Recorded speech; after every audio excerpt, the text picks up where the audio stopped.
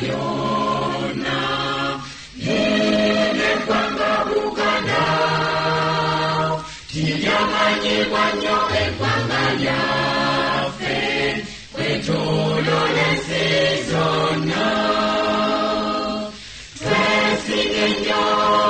twesinye nnyo olwa Buganda yaffe ekitiibwa kya Buganda kyavadda naffe tukikuumenga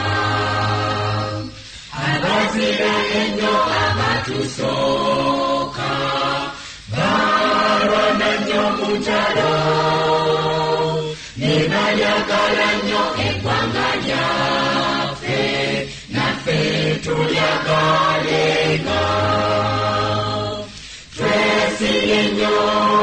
twesinye nnyo olwa Buganda yaffe ekitiibwa kya Buganda kyavadda naffe tukikuumenga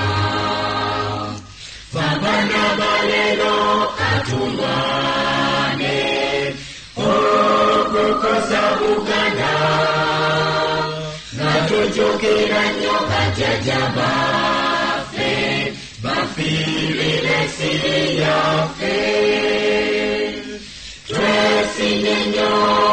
twesinye nnyo olwa Buganda yaffe ekitiibwa kya Buganda kyavadda naffe tukikuumenga zenayimba cyane sitenda Ssaabasajja Kabaka asanira fuga Buganda bonna naffe nga tumwesiga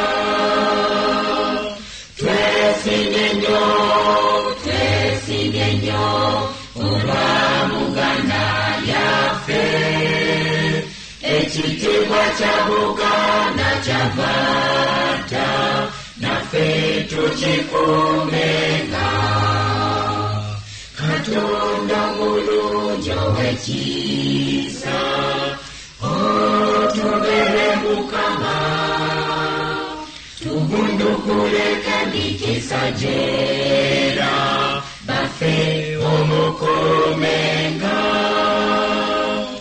twesinye nnyo olwa Buganda yaffe ekitiibwa kya Buganda kyavadda naffe tukikuumenga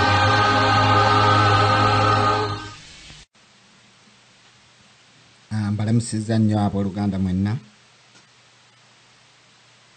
mwasiibyeyo mutya nno ababuuzaako nze Haruna Mutabaazi abampuliriza mwenna olwaleero ennaku z'omwezi 27 omwezi ogw'ekkumi omwaka 2013 era nga nsaba okubajjukiza mwenna essaawa yakyuse okusinziira buli omu waali ku mbeera ya wano ewaffe e Bungereza. Olina okugizza emabega essaawa emu.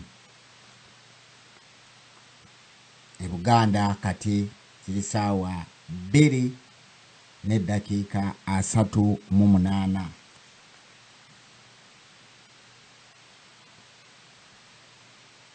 Eno ye radio y'Abaganda ku